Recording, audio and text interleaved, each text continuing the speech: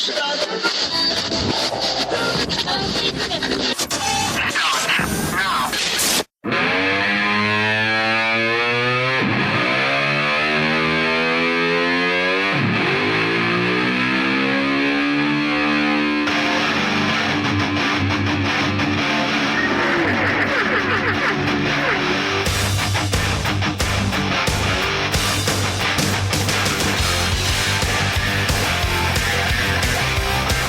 evening, ladies and gentlemen, and welcome to the iRacing Today radio show for May the 15th, 2014. Got a great show for you guys here tonight, despite all the difficulties it's taking me to get it to you fine people. My name is Trevor Cameron. I am the host slash technical producer slash audio expert who failed at making expert audio.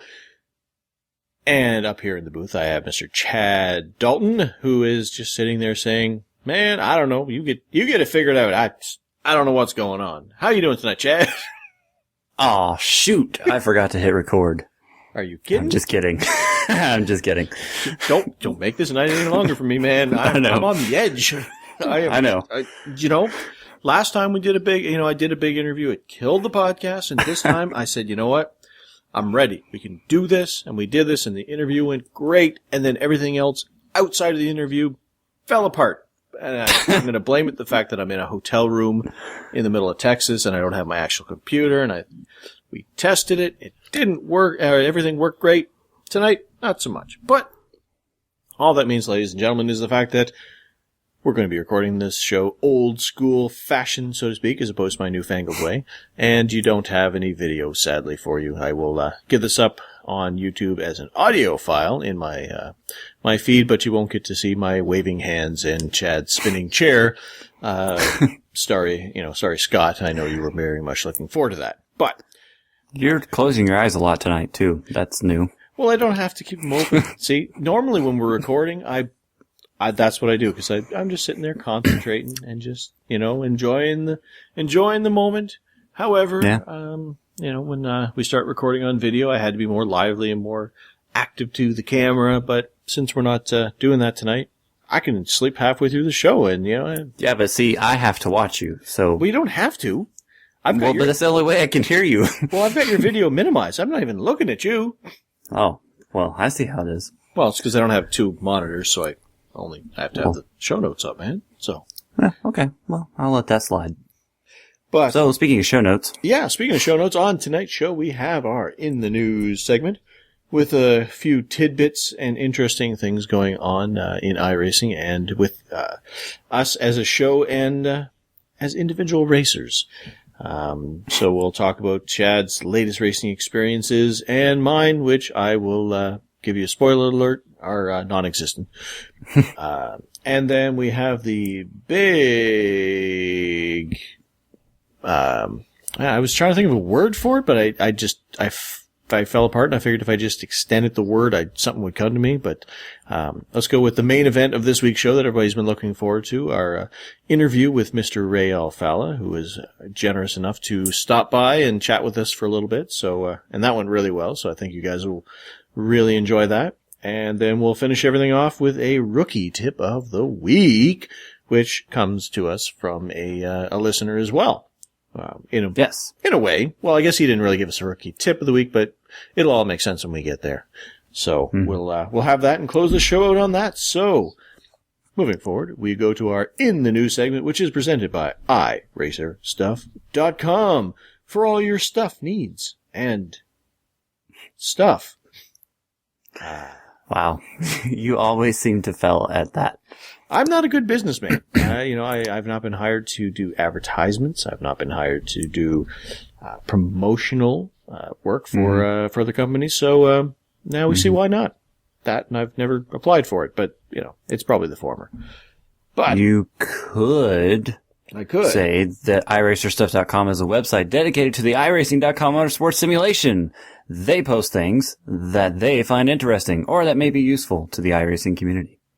Did you just make that up on the spot, or did you read that from their website? I read it from the About Us page on their website. Yep, but that would have made more sense than what I did. But it launched in 2009, but a major overhaul of the website in January 2011, and then another major overhaul of the website in 2014 has made it what it is today. And now they're a part of our show, and we're a part of their website. We're just all one big happy family. And speaking of happy families, I don't know what that is. Happy families. Happy families. iRacing is always working to make their game, or simulation, even better. And they recently released a slew of new features, cars, and tracks, as we've been speaking about on the during the various weeks. For a limited time, new memberships are half price. The offer expires on May 31st, 2014, and is valid on new accounts only. This cannot be combined with any other offers. iRacing.com/membership is the place you need to go for more information if you want to find out what this crazy iRacing thing is that we talk about on a weekly basis, and I hope you do and have some fun. Wow. Way to sell it. But also, for our little show news, don't forget to vote in our latest poll question, which, of course, is for the month of May and will expire on May 31st, 2014. But you can check that out on our website at iRacingTodayRadio.com. And the current poll question is, have you ever protested someone on the service? So go vote there if you haven't. And also, you can check out all of our favorite links and other news stories that we may have up on that website as well that have to do with the show that you have come to love so dearly. Yes, you have. See, that's how you sell something, Trevor. Is it? Is it really? Yep. So, one thing that iRacing does do is they also have a subsection over there called iRacing News. It's a webpage that they have where they combine just various information about interviewing people from within the company or users or just general news stories that might be of interest to iRacers and whatnot. And they've started a new, a new feature where they've put up what they call the iRacing News Good Read, where they'll put post on the main page and some interesting articles up there. And this week they have a interview up with senior programmer Richard Jobling. And they basically go over what he's working on these days. And you can catch that over at InRacing News. Is it InRacing News? I thought it was iRacing News. It's iRacing News now. It used to be InRacing News. Oh, see, that's what I thought it was. And then I was thinking iRacing News. So it is iRacing News. Yeah, they recently changed that. I was not aware of this. I wasn't either until today. So you can check out that article over at iRacing News. And the link will be provided, of course, on the webpage under this week's show. But if you wanted to go there, it is www.iracing.com/iRacingNews/iRacingNews. No, wait, iRacing-news/QA-with. Please just post it in the show notes. I will post it in the show notes. So, now, moving right along, final couple of things here in the news. Also coming to iRacing News, the website Trevor just talked about, is going to be a fun little story, a get to know, every now and again for those of you that check out that website. And if you don't, it is a pretty cool website. It's kind of like it's like the ESPN of the sports world. It's like the iRacing News of iRacing. It's kind of a cool page. You're looking at me like, that was a stupid comparison. I wasn't sure what we were going at. It's like the iRacing News of iRacing. Okay. But I mean, it's a story website specifically related to iRacing things. And Do it's they have cool. fan fiction where people write in and write the outcomes of virtual races and, how it affects the people around them? Most likely. Oh, okay. But anyways, so there is something that happens from time to time on that website that is referred to as Get to Know, and then they pick a driver from iRacing, and it can be anybody. It's not just somebody that's famous, quote unquote. And they'll basically interview them, ask them questions, and they're pretty cool to read. And I believe it's either going to happen tomorrow, Friday, or sometime this weekend. But there's going to be a new one of those. And this dude, at least to me and Trevor, happens to be, pretty cool. Seems like a nice guy. And that is going to be our teammate, Andy Small, who was selected to have the get to know you thing this week. So, yay, Andy. And it looks like a really cool story. He's already showed it to us. We've already read it, but we're not going to tell you what it says because you have to go read it. Yeah. So, I mean, that's pretty cool. I mean, it's one of those things where just for going out there and racing and just being in, I'm guessing probably because he's very active on the forums, and so his name's out there, and they said, hey, let's just interview him and give him the spotlight for a short period of time. So pretty cool for Andy, our teammate there, even though he didn't promote our show during his interview, but that's okay. I think they have a picture of his car, which has our name plastered right on the side of it. So I think we'll forgive him, or at least we'll forgive him for at least the next. Call it just over a week. We'll forgive him for at least the next 7-8 days, give or take. Yeah. And that's a good time frame, and there's a reason why. And why are we going to forgive him for at least that long? Because there's a big old World Tour event coming up next weekend, May 23rd and May 24th, and that, of course, is the Indianapolis 500. For the Indy cars. And so basically, Trevor has been trying to work it out with his wife that he can have the night off, and I'm assuming that you've gotten that approval. As far as I know, everything is in place.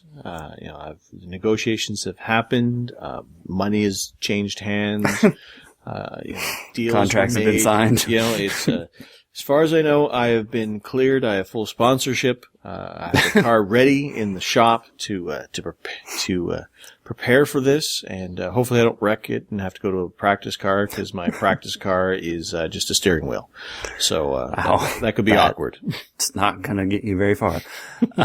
So Trevor is going to be there, and barring some kind of crazy disaster, and it looks like I'm going to play Kurt Busch and do the old regular NASCAR guy that randomly shows up and drives the Indy car for what would, in all seriousness, be the first time ever, and do it in style in 500 miles, hopefully. Yeah. This will be my first official IndyCar race. Like, I've done some of those little fun things like during week 13, but those don't really count. And there was like a Kansas and Michigan, and I got wrecked in all of them. So this will be my first official Indy race, and I just figured I'd do the granddaddy of them all. Well, you might as well, if you're going to, get into it, you might as well go big. So, both Chad and myself are planning on participating on the Friday evening version of the race. I know my intention is to stream that live so you guys can watch that. And, I think Chad's going to try his new setup and try to stream his as well. Doesn't work. So he's not going to be using that ever. I mean, that was stupid. I don't even know why I brought it up. No, I know Chad's been having problems, so you're probably not going to stream it, but you're going to record it, I assume. Well, I have thought about recording it, but the only problem with that is that race is obviously going to be really long because of the length, and I'm not sure if my GoPro will last for the entire duration because the battery will die. So mostly what I'm getting at is I'm going to be streaming this event live, and Chad's going to be also racing too. And due to the fact that our iRatings are nowhere near each other, there's no way we're going to be in the same room. But Andy has said that he's getting this new internet stuff, which would allow him to stream. And he's obviously not going to stream your race because you're already streaming your race. So if he's going to be streaming, because he's getting into streaming now, for those of you that don't know, he can stream my race. So then people will get to see my race. Oh. Well, I'm putting a lot of pressure on Andy to show up now. Well, after all, we forgave him for the interview snafu because he's going to help us with the streaming stuff, and he has a connection into the IndyCar community within iRacing, so he's more likely to get us, potentially some setups that we can use, or at least some advice and help. So we're kind of we're going to create some strategic alliances if we can. He keeps telling me he's going to be my engineer.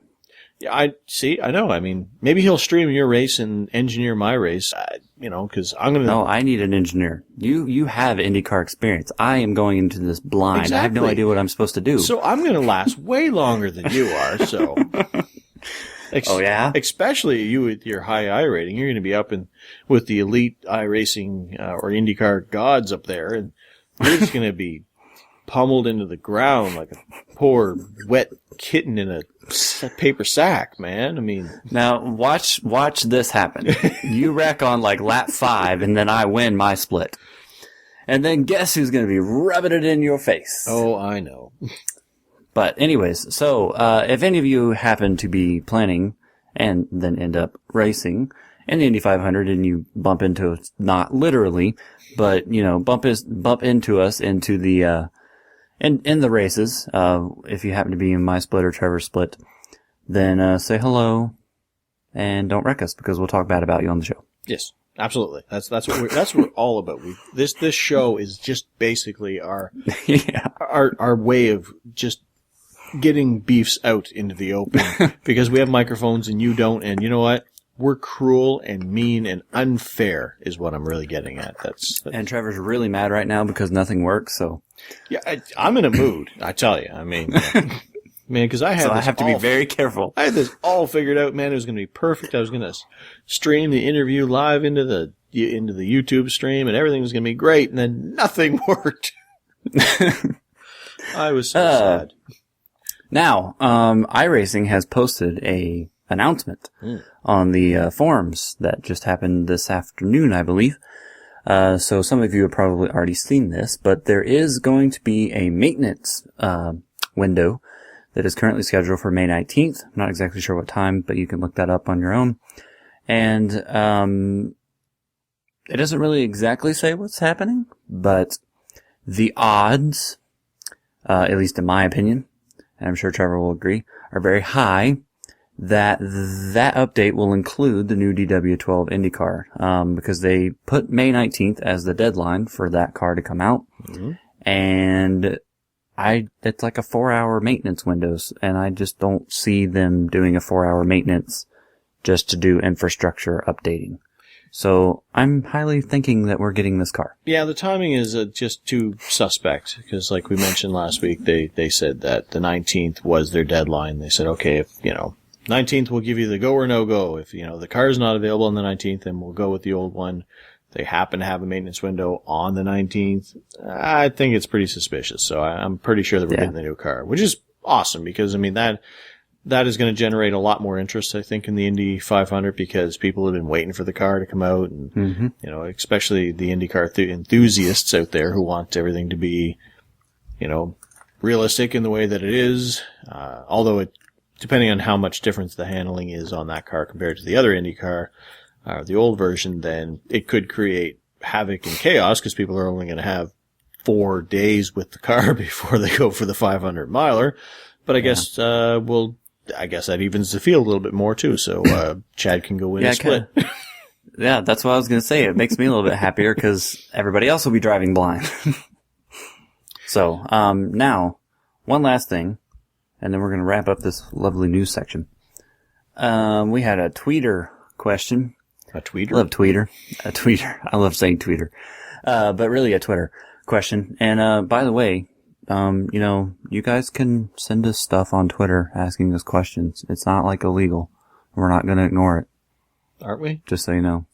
Oh, we are? Oh, yeah. I was just going to ignore everything. I mean, yeah. My bad. I didn't get that memo in the meeting.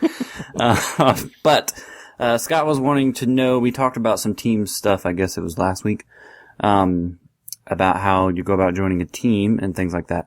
And Scott was just wanting to know how, when you're looking to forming a team or joining a team, and we kind of mentioned about going into leagues and doing it because it seemed like a better fit most of the time. Mm-hmm. And he was saying that what are some of the things a new iRacing member might look for when making the leap from official races on iRacing to league races within the community. And basically the first thing that I can tell you that when I started looking into leagues was, and this might sound cheesy, but the caution counts. I was looking for leagues that I looked at all their past races. I didn't care even if they were from 6 months, before the time I was looking.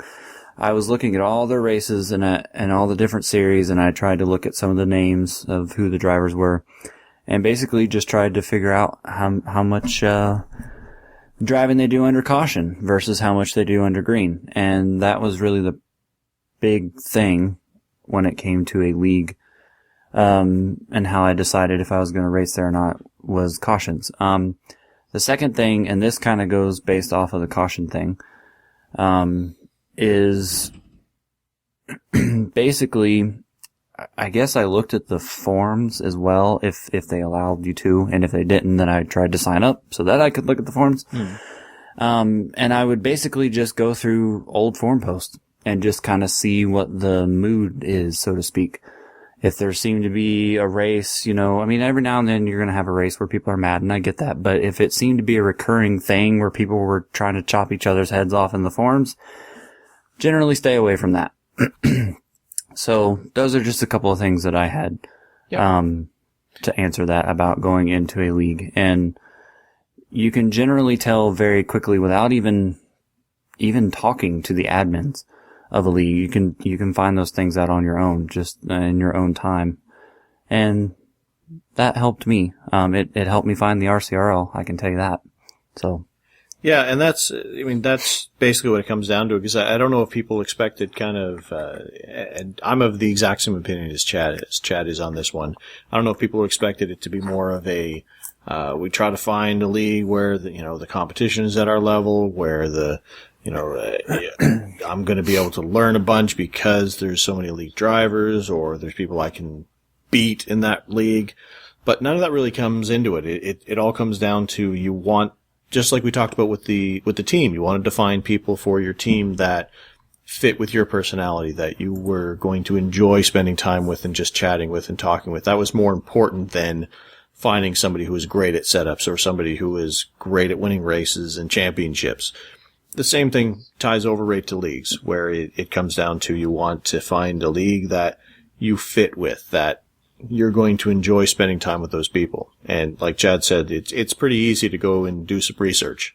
If they're racing a 100-lap race and, they have 20 cautions, there's probably not a lot of respect going out there. It's not, it's not bad-mouthing the league and saying, oh, you guys are a bunch of junky drivers. But if you have that many cautions going on in such a short period of time, that speaks to the amount of respect the drivers are giving out there and the amount of patience that's out there. And you don't want to be in a league where there's no patience, there's no respect, there's no give and take out on the track. So that's where the caution count kind of brings into it. And like I said, if you read the forums and it's just a bunch of swearing and people hating on each other and stuff, unless that's what you're looking for, that's probably not the league that you want to be in there. I mean, maybe if you're looking at joining a league for your anger management, you just want to, I want to get out there and get frustrated and hate on some people, then perhaps that might be a league you might be looking for. But yeah, I can tell you guys this, and then we'll move on. Before I joined the RCRL almost 3 years ago, and the day, I still remember the couple days that I spent researching it. I knew more about the RCRL and the people who race there before I ever even signed up.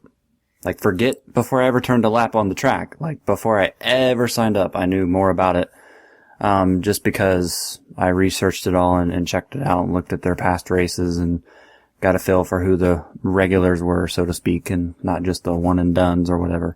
So, that's really the best advice that I can give. And I did the same thing with STPC when I joined it, although that was a little bit different because Trevor was talking very highly about it. So right, and for those very reasons. So yeah.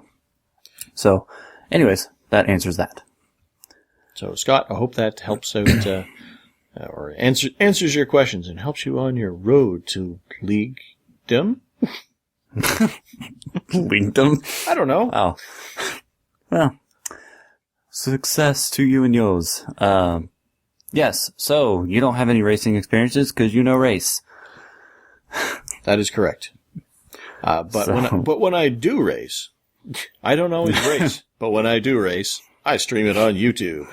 On my YouTube channel over at Ratface Productions. You can find that by searching RATTFACE Productions on YouTube. You don't have to spell productions. I don't think I have to. I love how you're a businessman when it comes to your own YouTube channel, but you can't be a businessman for iRacerstuff.com. Oh, well, that's because I'm promoting myself, and if you can't be your own best client, then, man, you got problems. Yes. But I did have some racing experiences. I went to Richmond in the Integrity Racing League, which was a lot of fun. And, we've had conversations about Richmond in the past on this show and about how I always run well there. How I hate you? And then always get screwed. But this time, it was the reversed. I actually showed up and ran well, and then actually finished well. The race wasn't much, I guess, from an action, quote-unquote, standpoint. I started 7th and pretty much immediately drove up through the field. Now, the interesting thing about this is that I was using a setup that I found on the forums from the previous build, and somehow it still passed inspection, even with the new tire model being on that car. And I had to make a few adjustments to it. But before the race started, I still wasn't pleased with it, but it was good enough that I accepted it, and I only made a few changes in the race, and then it turned out to be a really good setup. So, I don't remember who made it, but thank you to them. And, race was fun. We had a few cautions. I had some good battle. I had one good battle actually with Anthony Ankello, who used to listen to the show. I don't know if he still does. But he used to be such a fan of this show. I don't know if he still cares or not. I think Trevor ran him off.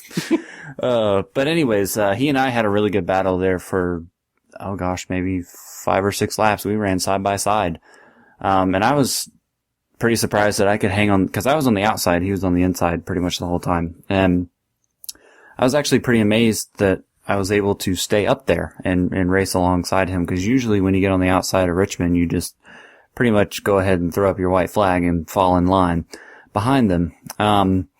So I'm putting Trevor to sleep already. But, it's been a long day, sir. I work all day, and then I come here and put my heart into this show. There's nothing left of me, man. But anyways, so managed to actually end up leading the last 23 or so laps of that race, and found victory lane for the first time in a points-paying race in the Integrity Racing League. So that was pretty cool. And of course, none of my teammates were there to see it. Trevor didn't even know I'd won, even though I told him. And that's how, what kind of a boss he is. So, that was fun. But what was even more fun was on Monday night, in the RCRL, Pro Cup Series. We had a off week this week, but but I guess that's because NASCAR's doing an all-star race this weekend. But, so, from the rain-out race that we had at Talladega, where we didn't get to race because the iRacing servers were down, we did that race this past Monday, although it was just a fun race. It was not official, didn't count for points or anything like that. That race was interesting. The way that it started, it seemed like everybody wanted to win right out of the gate, which, that's great, but I don't know how many of you are involved with plate racing, but there's a way that you can watch a race on TV, a plate race, or watch a race on iRacing even, and you can just kind of get a sense or a feeling when you're watching it, or even when you're in the car driving, that there's a point where people aren't just driving aggressively because it's like, yay, we're driving aggressively in a plate race, that it almost becomes too aggressive to the point where you just know somebody's going to do something and there's going to be a huge crash. And for the first 30-some laps of this race on Monday, that's basically the feeling that I had. But I was still doing my thing where I, stay at the front and try not to, go to the back or anything like that. Well, the guy that we're interviewing here in just a few minutes on the show, Ray Alfalla, is in the races that I've been with him at Plate Tracks. And I don't know what he does, in the PK and Free series, but just in the races I've been on track with him, he tends to stay at the front a lot like I do. Well, in this race, I noticed about, lap 25 or so, he'd been up front, the whole time until this point where he just suddenly, and it was very obvious, pulled out of line and went straight to the back of the pack. And the pack was about, I think there were 30 people in the race, and this pack was about 22 cars at this point. And, I noticed that and I thought, I've never seen him go to the back. And so the whole time, I had this feeling like something was going to happen, but cause everybody was just driving really aggressively and it was like, we need to just chill. It was a 100-lap race. There's no reason to be doing this, but still I stayed at the front until I got to a point where, I almost got into the lead and then some people made some moves and it kind of shuffled me back to third or fourth. And I really just sat there and I thought, you know what? This is going to go against what I believe in now on plate racing where I just stay at the front, but I'm going to the back. And I just had this feeling that I needed to do it. And I am not kidding. 3 laps later, after I got to the back, and I was dead last in that pack right behind Ray, they crashed and it took out at least 12 cars. I was like, wow, okay, perfect timing. So, but then later on in the race, got back up towards the front after that caution and was, it had calmed down because there was less people, but, ended up getting in a wreck at the front, which was kind of a weird wreck anyways. I don't really know how it happened. One guy came down trying to pinch and the other guy came up and they met in the middle and then it was on from there. And it was on like a game of mahjong. I was going to say it was on like Donkey Kong, but anyways, I have, both of those races, a YouTube video up if you want to see a summary of them, especially the Talladega race. Cause there was some good racing though, and throughout that race. And the wreck was actually kind of cool too. If you're into wrecking, and I can't help but think about what Ray said in his interview about wrecking. But, so anyways, just wanted to throw those experiences out there and yeah, I guess that's all I have to say. Excellent. So, of course, go make sure that you head over to Chad's YouTube channel to check out those. There's a link on our page to both of our channels there under the links section, so you can check that out. If you don't remember to search for White Knight Productions or Ratface Productions to find us out there, you can always dandily click on the link on our links page on our website. Mm-hmm. You're creeping me out with closing your eyes, just so you know. This is an audio-only podcast, sir, so... I know. Now I still see you. I know, but the listeners can't, and now they're all like, man... Also, it should be noted that I'm not wearing any pants. That's... Oh my gosh. It's because I'm wearing shorts, because it's hot in my room, because I had to turn off the air conditioner because it was too bloody loud and it was overpowering the microphone, but I could just leave it out. I'm not wearing pants. But... Well... You just made my day.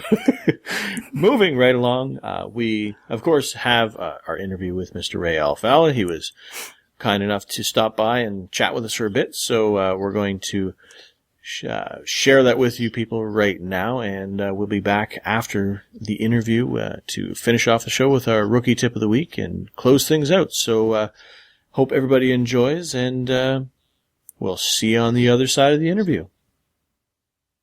Okay, ladies and gentlemen, here we are now with our lovely interview for the night with Mr. Ray Alfalla, and appreciate you coming on the show here, Ray, and taking some time to chat with us. Oh, thanks for having me, even though I was a little late. Yeah, well, we'll forgive you for that. When you started that off, I thought you were going to say our lovely guest, Ray Alfalla, and I was like, it's like, this interview's over. Well, he could be lovely. I don't know. Anyways, so we're definitely glad to have Ray on the show, and appreciate, again, you coming on. And I guess we'll kick things off with, I guess, just the basic question of how long have you been involved with sim racing or online racing, Ray? I've been involved since 2003 with NASCAR 2003. I've been involved with, racing, video game racing, back from Mario Kart to Road Rash and all that ever since I was a little kid, but never had broadband internet till I was around 14, which is when I got NASCAR 2003, and that's when I got online, and one thing led to another, and now we're here. I see. So Mario Kart counts as racing. So is that your key to victory? Is the fact that you throw turtle shells out the back of your car? Absolutely. I learned how to Apex in Mario Kart. No lie. I need to go pick up a copy of that game. Yeah, that's where I learned how to take corners efficiently and how to, especially at the Wario Stadium, which is pretty much motocross, how to do things on the track to make time, which is what it comes down to. I think that has got to be probably the first time that question has been asked of anybody that they said Mario Kart was my inspiration for racing. Well, there you go. There's a first time for everything, isn't there? Absolutely. So from obviously the old Papyrus NASCAR games is kind of where a lot of people got their start. So how'd you end up with iRacing? How did you find it? And when did you start? Back at kind of beta time, or did you jump in a little later? Yeah, I got the invite May. I think it came out publicly late June or early July. And I got the invite in May. I was one of the beta testers, which were the second group. The first one was the alpha testers, which started, I think, like in 2007. They tested it for, or I don't know, they started in like 2004, I think, and they tested it for like years. Then the beta tester tested it for like 2 months before official release, and I was part of that group. And I kind of just knew people from NASCAR 2003, and they invited me over. I can't believe it's been about 6 years. Sometimes it seems like it was yesterday, and then other times it seems like it was forever ago. I'm surprised you even remember it happened. Yeah. Harkening back to a pre-race or pre-show conversation. Yeah, but that's pretty cool. I must have been the only person on the planet that never played NR 2003. My long-term memory is pretty good. It's the short-term that's the issue. Okay. So now that you've been on iRacing for all those years now, if there was one thing you could change about iRacing, what would it be? One thing I could change about iRacing, well, probably as of right now, just to make things more dynamic. Everything's so static all the time. I'm not necessarily talking about random mechanical failures and things like that, but dynamic surfacing and the weather affecting the track, and I know it's headed in that direction, but that's not even an iRacing type of soon. So that's kind of what I would like. If I wish we had right now is dynamic surface rubbering on the track, which would allow us to run multiple grooves and make adjustments to the car and weather, and just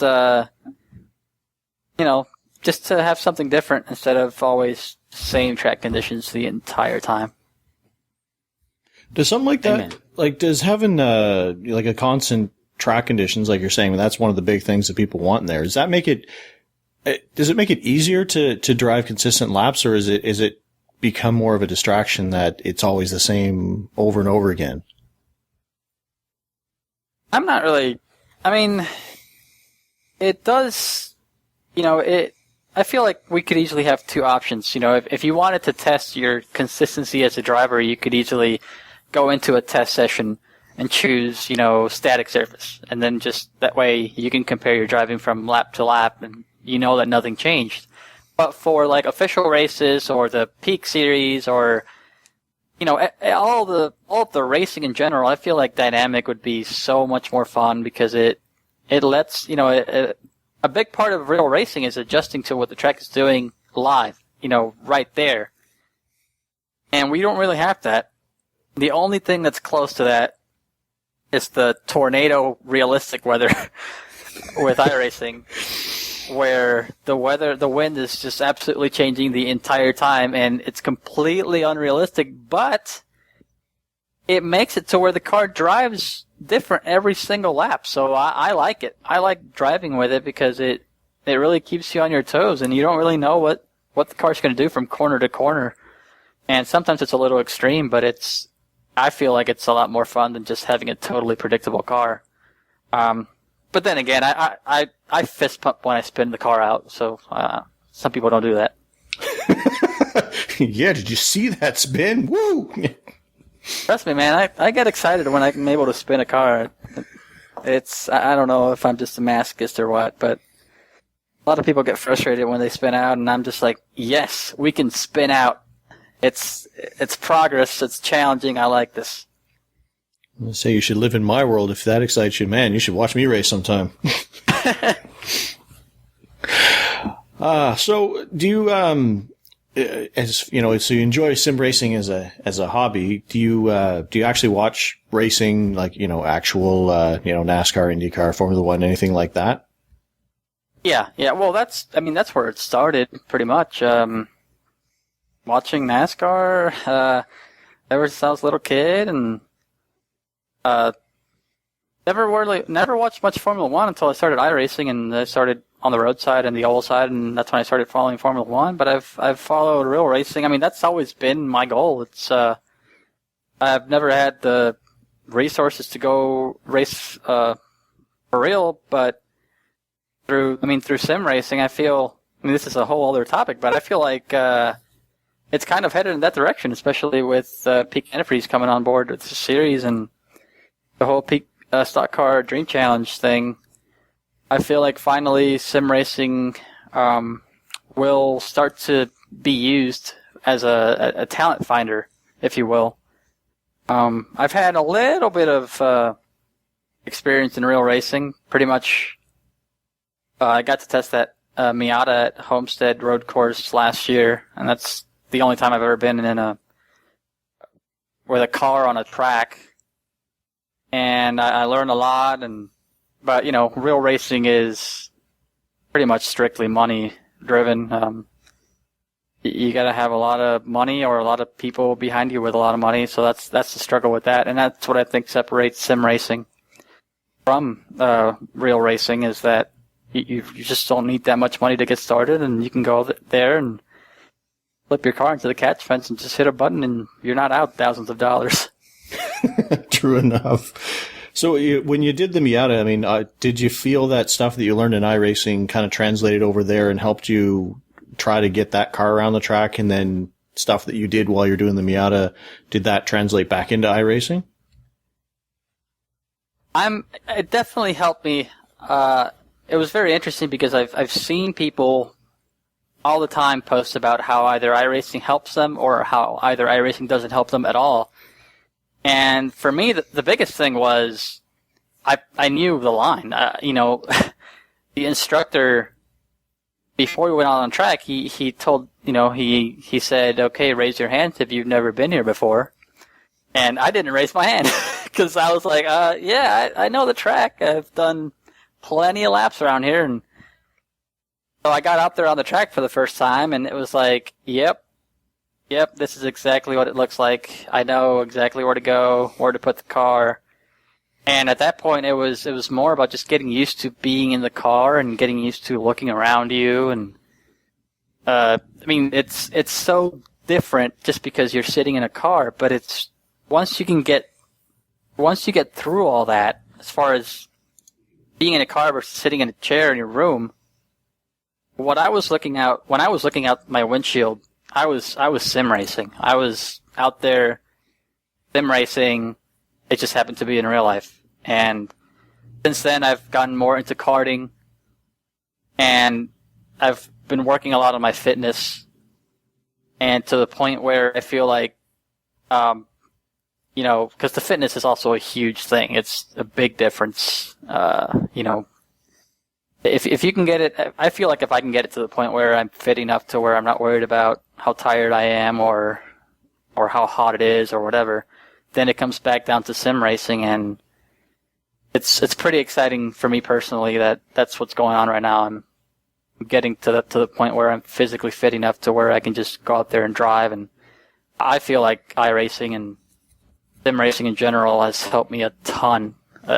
It's unbelievable how you go out there and you learn all the basics of the car and what the car does, and it may not be exactly the same, but it teaches you how to adapt and how to deal with driving a car on a track, whatever car it is. That's pretty cool. I mean, to have that experience and to realize, like you said, that, it's not just about learning the track. It's not just about, learning your line. It's also the fitness and everything. And a lot of people kind of tend to lose sight of that when they, watch from the outside as racing as a sport, not realizing, those guys are in amazing shape to do what they do. Right. Yeah. And it's becoming to where you have to be, because there's guys out there and girls that are in really good shape. And guess what? If you have a long run, they're not getting tired. They're not losing focus. If you're out of shape and you lose focus, you're going to lose time. And so everybody's kind of slowly getting on that bandwagon, got to get fit, got to get in shape because everybody else is, and they're doing a better job for longer time. And I mean, it makes sense. A car is, I don't have much experience in real racing, but when I've been in real racing, it looks so different than when you're watching it from the outside. When you're actually in there, it's pretty crazy how different it is from just driving on the street. Because you're actually pushing and taking the car to the limit or trying to, and there's so many forces on your body, and you're trying to think the entire time, and awareness, and you have to be fit, because if you're not fit, you're going to start getting tired, losing focus. You're going to start worrying about, oh, my leg hurts, or my arm hurts, or, it's a huge distraction if you get tired in anything, and especially racing where you're moving at a high rate of speed and your life could be in danger or other people's lives. Yeah, absolutely. So to put you on the spot, Ray, I mean, we talked, you do watch racing and stuff like that. Listeners of the show know that I'm a Greg Biffle guy, and Chad's he's a Kyle Busch / anything JGR. So, who does Ray Alfalla cheer for out on the track? I cheer for Kyle Busch. Yeah. I knew that was coming because of his paint schemes that I have to follow every week. Yeah, well, it's funny because I don't know Kyle at all, so I pretty much just pull for him as a driver. But I know other guys in the sport, like Parker Kligerman, used to be, I know Junior back from when he was strongly in sim racing, not so much now. I knew Denny Hamlin back in the NASCAR 2003 days. We used to race together over there. So I know a lot of the drivers, and I'm friends with a few of them, and I pull for them as a friend, but not so much as a fan. It can get kind of weird sometimes because you know a guy and you're pulling for him, but then you're a quote Kyle Busch fan, and I don't even know Kyle. So, yeah, that's what I pull for. But really, I don't. I'm not. Kind of just I watch racing in general. I don't turn the TV off when Kyle is spinning out at Kansas every week. It's kind of I enjoy racing first. Racing first, and any driver second. Go Chad. Yeah, that's a good way to look at it. So I guess moving along now to sort of something that's a little outside of sim racing as well. What types of other hobbies do you do besides iRacing? Other hobbies besides iRacing. Reading the iRacing forum. I haven't done that yet. That is... is that a full-time hobby? It is. Trust me, a lot of times I look at myself and I'm like, wow, I should be out there racing, and I'm reading the forum. That's a great time waster. I've played baseball, Little League, and then I stopped playing, and then played again a little later and realized how bad I was, and I stopped playing again. And been on and off with that. But mostly I'm just addicted and obsessed with racing, so sim racing's the kind of like the fastest way to get that that fix. But I'll look for a kart track or any track that I can race at any moment, it's pretty much all I think about all the time is just racing. Well, and that's kind of one of the things that I'd often wondered is somebody who races, in the sim world at your level. I mean, that's got to take a huge commitment and time to be able to put all those practice laps in, because you're not just going to jump out on the track and say, hey, I'm a good racer, and just go out and dominate in, a particular track with the class of drivers that are racing in some of these series that you race in. Yeah, I do wish it was like that. Trust me, I have a love-hate relationship with fixed setups. Kind of wish sometimes it was just fixed setups and we just show up and it's realistic weather and the track was changing all the time and we just go out there and drive. But it's, you gotta, that's why you surround yourself with teammates. You surround yourself with teammates, somebody does one thing or another and bounce ideas off each other and, it's time consuming, but, it's what I like to do. So it's really not a big deal. It's, if I have to go run 50 laps at Charlotte, I'm not like, oh, I got to go run 50 laps at Charlotte. No, it's a fun thing to do. So, it's not that big a deal. That's actually a pretty cool thing, because I know that in talking to other people and hearing to other people talk about the amount of effort that they have to put in to race at that level, some people treat it like it is a job, and regardless if you're going to be racing at these high levels or not, it's still supposed to be fun, right? Yeah. Well, no, not really. No, it's about the money.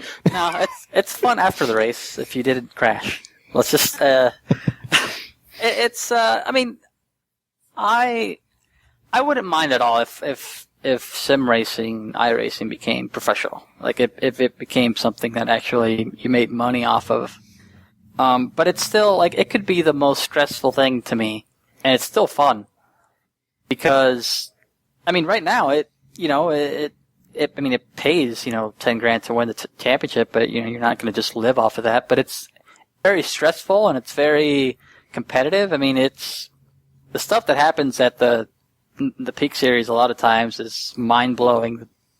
What the drivers do, and they're friends on Facebook, and then they go wreck each other, and it's it can get a little weird, and it's not like you're racing with them in person, so it's a different dynamic. A lot of times, I've noticed, going off on a tangent here, when I go race at the kart track and I have a bad race, it's still fun. It's still, you're out there and you're moving your body through space and time, and it's kind of just, you're having fun even if you're running bad. But in sim racing, it can be really, really frustrating if you're struggling because you're just sitting there. And, luckily some people decide to punch their wheels and their equipment, and there's no way I'm punching any of this stuff. So a lot of time I'll just stand up and walk away and punch the bed, or just keep walking out and just get away as possible from the computer. And but it can get frustrating in the top series. I don't want to say it's a job, but if you want to succeed, you got to take it seriously. Especially it's gotten more competitive now. There's more meaning behind it now. If you win the championship, you could actually be put in a real ride. You get a chance to go and compete for a ride with other people, and that's big, and people know that. So they're practicing. They're trying to get there, and my dream's always been to get it to a real car. So this is kind of the fastest way to get there at the moment.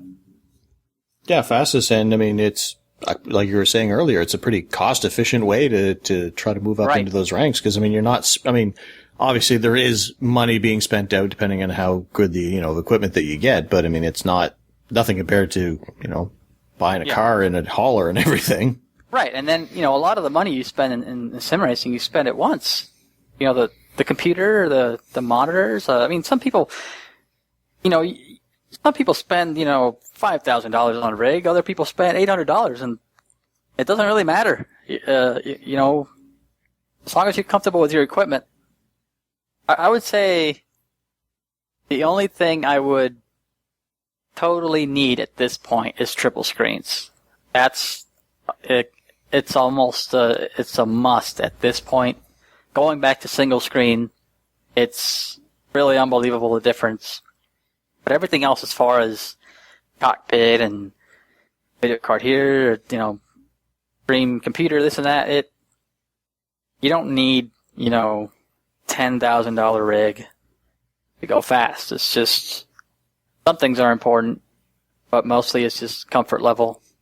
I've tried expensive wheels. I've tried all this fancy stuff, and now I'm back to using a DFGT. So there you go. Yeah, see, I agree with him on that too, because I've had some fancy wheels as well, and I'm actually using the GFGT now, and it's just comfortable. I mean, that's what I use.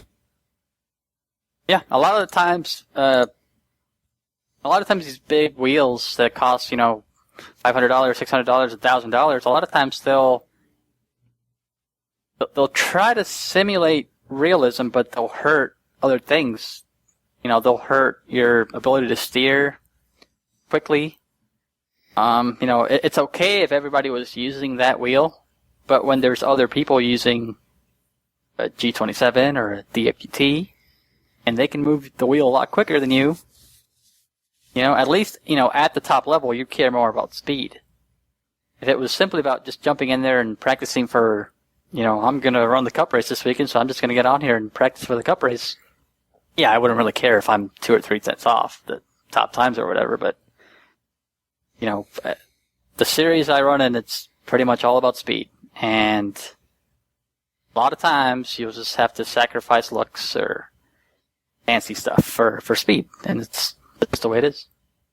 Yeah, I run the DFGT myself, and the small wheel helps me to spin out faster because I can move that wheel real quick. So, yeah. Well, I feel like first of all, it's got a lot of buttons, which that's really nice.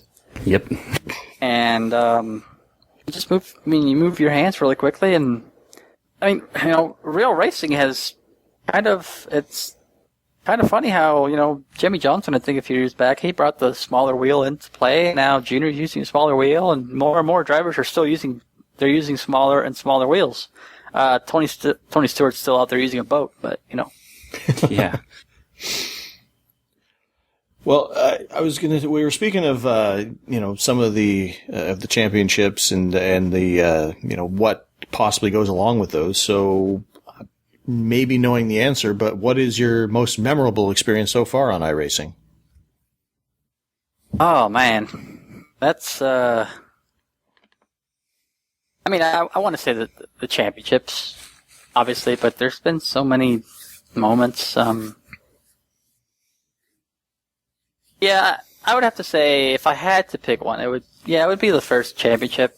Just because I went to Homestead. I go to Homestead pretty much every year, and I went there in 2010 when Richard Taylor won the title, and I'd known Richard for a long time and been friends, and I remember standing at the track, he went up there on stage and lifted that trophy, and I was just looking at him like, man, I wish I could do that one day. That'd be really cool. And a year later, I was up there, and it was, wow, this is really happening. And then it happened again. And I guess you don't really appreciate it when it's happening. And then last year, the heartbreak was really, really difficult to take. And now this year, we're back at it again. I was going to say, most people have that moment where they're sitting there watching, somebody that they've, observed doing something that they like, and they say, one day that's going to be me, but they don't get the opportunity to do it, the next year. Yeah. And then the year after that, and then almost the year after that. Yeah, it's kind of, I don't really know what, it could have been the triple screens that I got late 2010. That definitely helped. Not gonna lie on that. But it's just 2010. I won a race. Had pretty good success. But overall, just I'd crash late, and I would just always do something. I would be up there racing, and then final restart, I'm for sure gonna crash, and I would. So I just kind of learned how to not do that. And yeah, a lot of times in this series, it's about survival and knowing when to push and when not to push. You'd wish every race would just be going all out all the time and see what happens, but the way cautions fall and pit strategy and who you're racing and so many things can really screw you up if you're not careful, or sometimes you're just in the wrong place at the wrong time. Like last year at final, or at Kansas and Dover. So it's just the way it goes. So I guess here's maybe a challenging question for you. What car and track combination that is on iRacing that you've driven would you like to drive in real life? Well, I'd probably say a cup car, sprint cup car somewhere. If I had to pick a track, it would probably be Atlanta. Unfortunately, Atlanta on iRacing has an unbelievable amount of grip, which is really frustrating because it should be the most fun track, and instead we're out there running 24/5s. But yeah, I feel like that racetrack in the real world, with how they drive it, would be incredibly fun. I heard they're going to repave it soon, so that's a shame. But yeah, I guess it'll be interesting watching them run 220 miles an hour around there. Yeah. I hate repaves. I'll just go on record to say that. Yeah, me too, man. I feel, well, it's not really the repaves that are the issue. It's they're using too good pavement. They're repaving for 100 years, and fortunately the racing has to suffer for 50 years or whatever. Yeah, but after that 50 years, once the track, breaks itself in, then it's going to be awesome. Yeah, absolutely, man. I can't wait. Yeah, no, we'll all be almost dead. I remember the good old days. Wait, turn it down. I'm getting too excited. No, can't watch this. Oh, so we talked earlier about what you'd like to change about iRacing, possibly and stuff. But to take it on a more positive spin, what's the thing that you love the most about iRacing? I would say what I love the most is everybody that I've met, and I've made a lot of friends, and I've gone and met them in person. And it's pretty much just like continuing a conversation on TeamSpeak.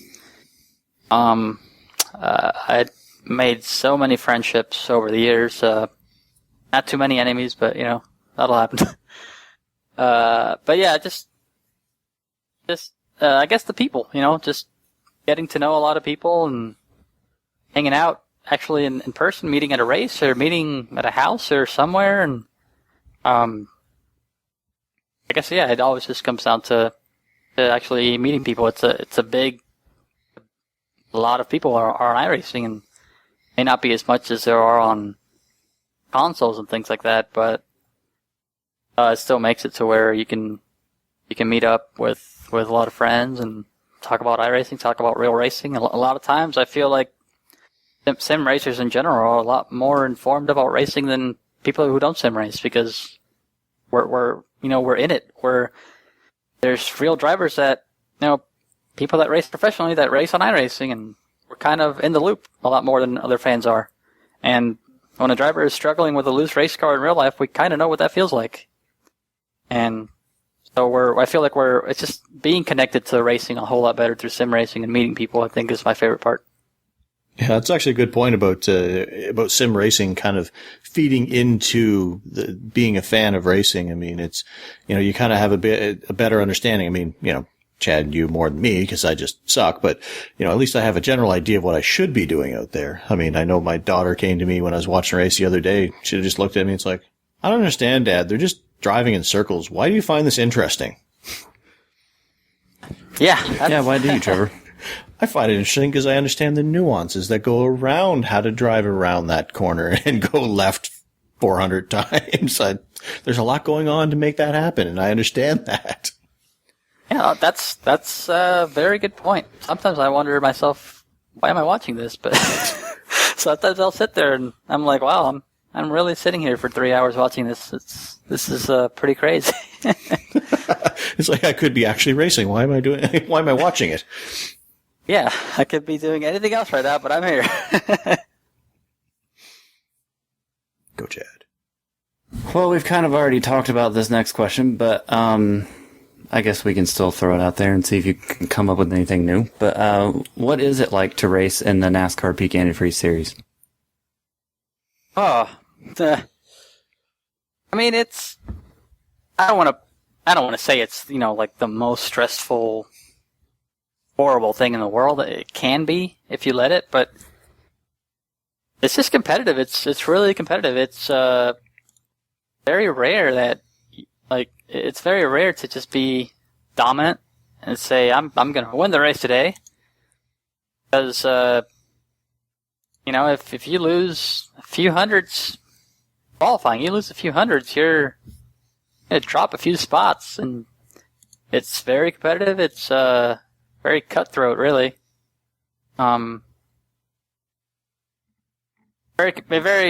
It's fun because that's what I like. I like competition and things like that. But a lot of people say it's too stressful. They don't really like it. I love it. I think it's. I would love for the whole peak series, all the drivers to meet up and kind of do an experiment, put them in karts or something, or you don't want to put them in something really expensive. Go out there and run karts. Put all 43 of them on the track, see what happens. I think that would be hilarious.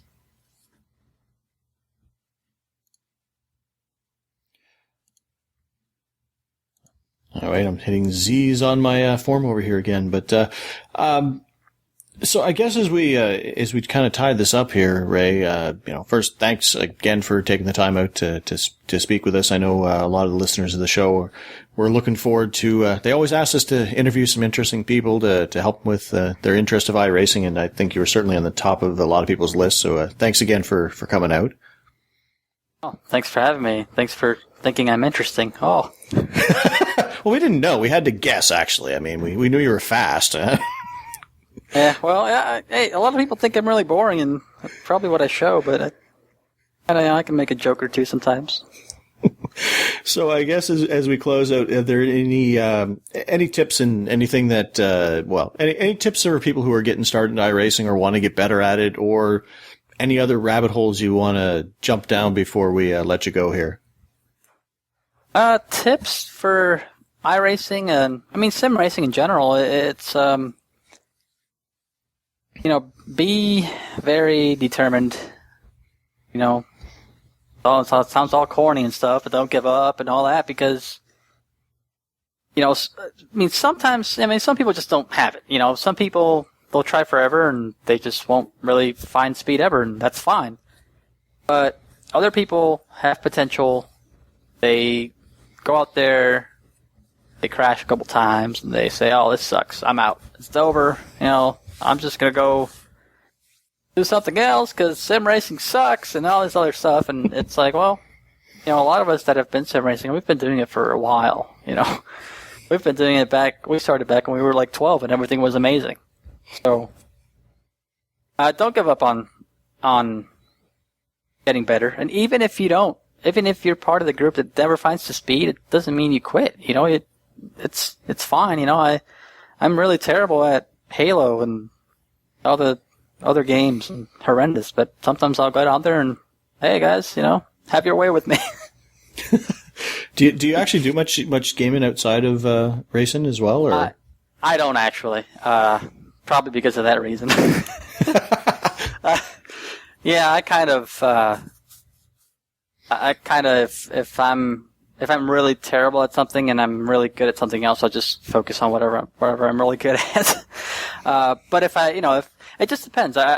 If I was really passionate about other games, I would go after that, and I wouldn't really care if I wasn't good. If I really like it, I would go after it. So, I really like racing, and sim racing is the closest I've ever been to being in a real race.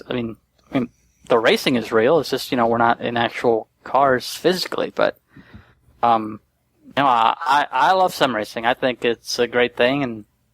And sometimes I wish it would progress a little faster.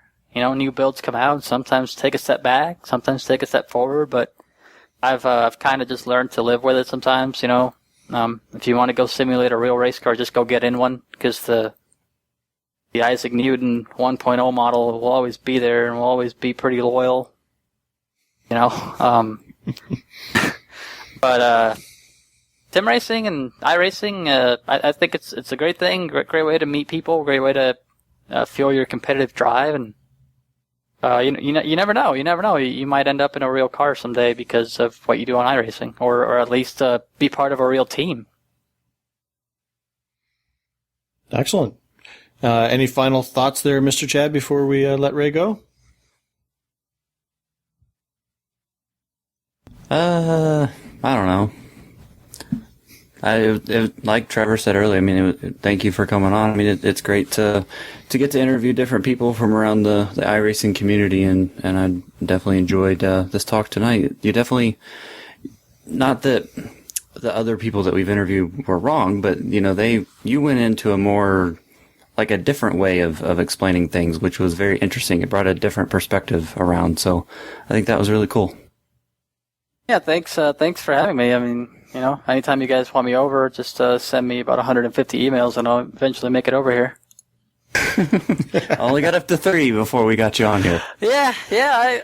Trust me, I walked into the room and I looked at the clock and it was like, oh, okay. It's 8:25. Never mind. I guess that'll happen when you walk out of the room and don't take your phone with you. True enough, but no, we were here patiently entertaining ourselves while we waited for you, so no big deal there. But maybe we'll have to interview after you win your next championship, and say, hey, 3-time champion on the show here. Oh, that'd be nice. I think first I'd have to visit Victory Lane first. It's been a while, man. Well, maybe we'll be your good luck charm. Yeah, I wouldn't mind that at all. Well, maybe, at the very least, maybe we'll get some more fans for you. People get to know you a little bit and be cheering you out there on the track. So, yeah, anything to get to Victory Lane. It's really difficult. All right, well, we'll let you go here, Ray, and thanks for stopping by, and hope you had an okay time in the iRacing Today radio studios.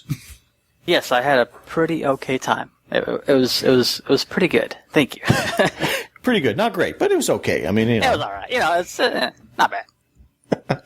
Okay, thanks a lot, Ray. And we are back. See, we made it to the other side. Yay, we're on the other side. Yay. So, as we said there at the end, we really appreciate Ray coming on, and that was, I thought, and I know Trevor thinks so too, but a very good interview. And as I kind of mentioned there at the end, Ray seemed to provide a different perspective on some things with iRacing, which was really neat. And I thought that interview went really well. Yeah, it was. He definitely had some interesting points that, some different perspectives. We've talked to, on the show we've had interviews with Sean Siff before. Landon Castle has come on. There was a great interview that, I had with Andrew Fayash that nobody will ever hear. But Ray definitely brought, it was a more, it wasn't what I expected from somebody who races at that level. It was great to hear that it wasn't a job. It was still a hobby. It was still fun, even though we took it seriously. And as he mentioned, you have to take it serious if you're going to race at that level, but he was doing it still for the love of doing it, which was really refreshing, and it was kind of cool to hear. Yeah, it was. And like I said, he went into good detail, I thought, about things. So, sometimes it's difficult when you're talking about things to cover, as much detail, and he seemed to knock that out of the park. So it's good to know that the man that I spend all my time chasing on Monday nights is a good talker. Yeah, so hopefully he'll win that third championship, and we'll have him on at the end of the season to come in and talk about it. Or maybe we'll just have him on anyway. I don't know. He seemed like a fun guy. Yeah. So, big appreciation, high five to Ray. Yes. And even though he was late, but hey. 25 minutes. Yeah.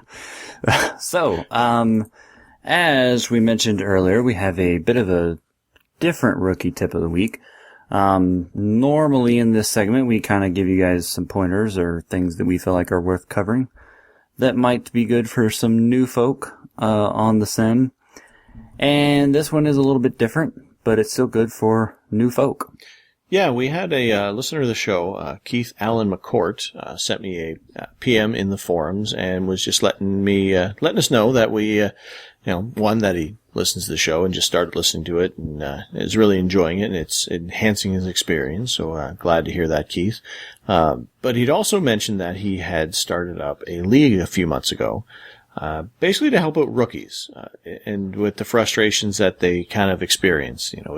It's one of those things where, as we've been kind of talking about leagues and whatnot with, trying to get in with a group of people that you can enjoy spending time with, his idea was, well, hey, there's, a bunch of people getting into the sim, having some frustrations because it is a simulation. It's not Forza or Gran Turismo, or Mario Kart. Mario Kart! Man, I gotta go pick up a copy of that. And so a lot of people get in, they try it for a while and they get frustrated because they can't make any progress and they're, catching crap for making mistakes and, it can be unforgiving out there in the wilds, so to speak, when it comes to iRacing. So he wanted to start up a league that would help people, give people a safe haven, basically, to come in and learn, make mistakes and learn the ins and outs of the simulation and hopefully become better racers for it. So, he mentioned that to me, and I thought that was definitely worthwhile, and I thought that was a great idea that I thought that our listeners could enjoy from, especially, obviously the new listeners. Basically, here's the description that he has for the league on the iRacing page. I'll just read it to you verbatim because I think it kind of sums up what his vision for the league is, and I checked out some of their standings and stuff that they had, and it looks like they got pretty good turnout as well. So I'm actually thinking about going over and maybe racing a few races with them because, unlike Chad, I kind of fall into the category that he's looking for in there. But here's how he summarizes the league. He says, tired of racing at the back of the pack every race? Hours of practice and you still can't keep up? Finally race toward the front just to have some idiot lap car intentionally wreck you? If you answered yes to those questions, then this is the league for you. The league is designed for racers that love racing but just can't get over that hump. No superstars allowed. Chad. Just us racers. Not a superstar. Just Ray Alfalla's not allowed. Racers with all heart but apparently missing something in the skill department. We come together and through time learn from one another the skills needed to hopefully one day compete with the big dogs. The league rules. Rule number 1, have fun. If it's not fun, then it's not worth it. I double that one. Rule 2, clean racing. Accidents happen. Keyword, accidents. In other words, not on purpose.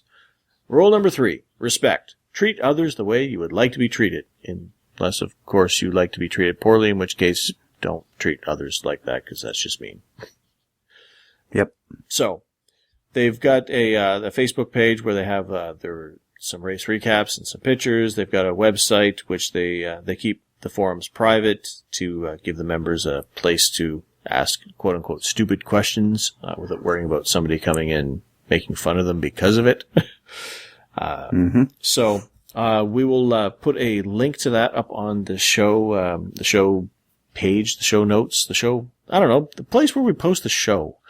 We're gonna have we'll have a link over to their website, their Facebook page, so you guys can check them out. I'm hoping that I can check them out myself and spend some time in there and talk to Keith and get an idea what goes on in that league, and maybe I can improve my racing as well, because Lord knows I make my share of mistakes behind the racing wheel. So, but that was amen to that. I thought that was a great idea by Keith to kind of reach out. I mean, as listeners of the show know, one thing that we love on this show is for people in the community to give back, to give something extra out to the community, to kind of say, hey, you know what, I've got some time, I've got something that I can share with you guys and to help you out. I mean, that's why we do this show. That's why Steve does Trading Paints. We love to highlight that sort of thing. And this is one of those examples. So we wanted to highlight that and hopefully drive some traffic over to him and, some rookies who have just joined the simulation. Hopefully this, could help you out. Yep, absolutely. Maybe I can spot for you. I think that's allowed. Superstars are allowed to spot. I should probably mention, of course, that I'm not sure if I mentioned it in my little speech there, but the racing league is called Back of the Pack League. I think I might have missed that.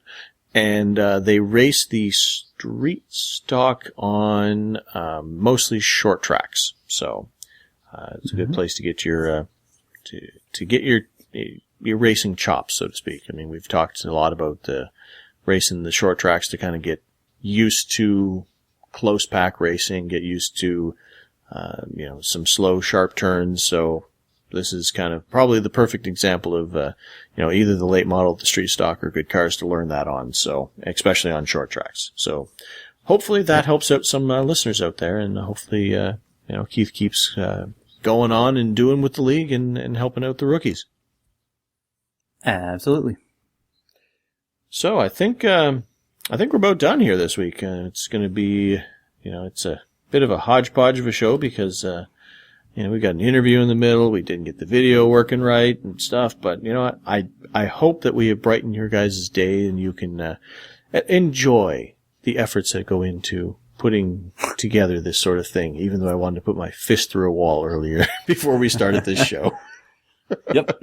And we'll pick up the car and track of the week stuff next week. So just in case you were wondering. Yes, it's we figured with the interview in there. I mean, anybody who listens to the show, we know that if we do interviews in here, we usually cut out some regular segments because, the interview takes up the bulk of the show and is more important than anything else we have to say. So. Yep. So I think I'm done. All right, so that will about do it for this week. A big thanks to all of you out there for listening. Remember, the show is available for download on iTunes and Zune under their respective sections.